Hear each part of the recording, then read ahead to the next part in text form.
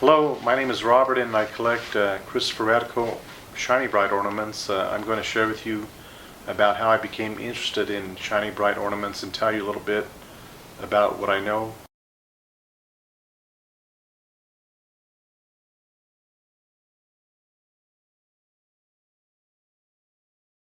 I remember, as a little kid, my parents had, boxed glass ornaments of that design type, and the original Shiny Brite, there were factories in New York and New Jersey. The company was called Corning Glass Works back then, which they made light bulbs. And Max Eckhart, before that, all his ornaments were being imported from Poland and Czechoslovakia and Germany. But with World War II coming into play, that it was going to put him out of business, and Americans for that matter, because there would be no way of importing the ornaments, because of the war. So he decided to he got clever, if you will, and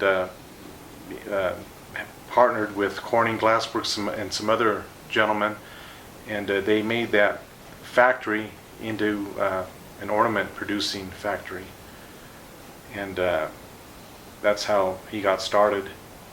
So they were truly made in the USA, and there's a cap specific to Shiny Brite that said made in the USA, and it was very unique because nobody else ever produced that type of cap, and I'm sure there was a trademark and patent on it.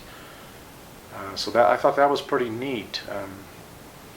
All these ornaments were sold to your department stores. Woolworth was probably one of the biggest buyers of that ornament. Back then, I'm thinking a box, they were probably going for 39 cents, 59 cents a box. So these American folks were able to decorate their homes very affordable.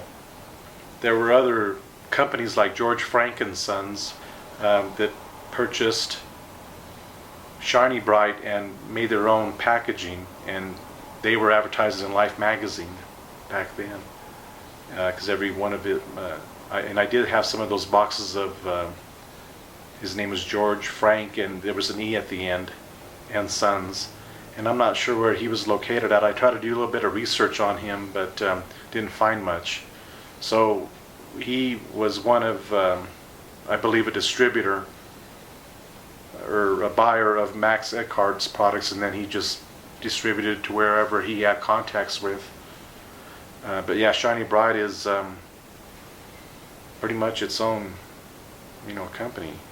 The original one is the one, it's like a brown colored generic looking box with no cellophane on it, and it has a picture of Uncle Sam and Santa Claus shaking hands. So those are the ones that are right, I would say around 1939, 1940, before World War II.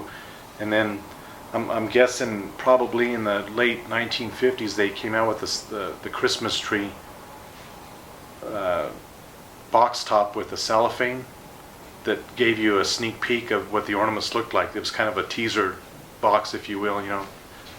Those were, I would say, probably more sought after than the regular brown box. However, the ones in the brown box are very, very rare. There seems to be a little discrepancy when Shiny Brite went out of business, and some of the resources I have found out that they went out of business in 1962. However, I did have boxes of Shiny Brite products that were dated 1965, 1966, 1967.